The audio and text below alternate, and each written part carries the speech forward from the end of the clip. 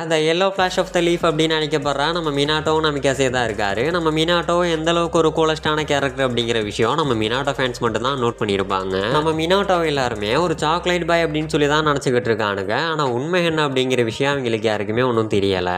ஏன்னா பிரச்சனையே வேணாம் அப்படின்னு சொல்லி எந்த ஒரு பிரச்சனைக்குமே வராமல் ஒதுங்கி போகிறவன் தான் சாக்லேட் பாய். ஆனால் நம்ம மினாட்டோ அப்படி இல்லை. வாண்டடா எந்த ஒரு பிரச்சனைக்குமே போக மாட்டாரு. அதுவே தேவையே இல்லாமல் பிரச்சனை இழுத்துக்கிட்டு வந்தா அந்த பிரச்சனை என்ன ஹேருக்கு பண்ண அப்படின்னு சொல்லி மட்டும் சேர்த்து சப்புன்னு அடிக்கிற ஒரு ஆள் தான் நம்ம மினாட்டோ. ஸோ அதுக்கு எக்ஸாம்பிள் தான் தேர்ட் கிரேட் நிஞ்சா வரப்ப ஏபி கோம்பாவானா நம்ம கில்லர் பி அண்ட் ரைக்காக நம்ம மினாட்டோ கிட்ட வாண்டடா பிரச்சனை பண்ணுறதுக்காக வந்திருப்பாங்க.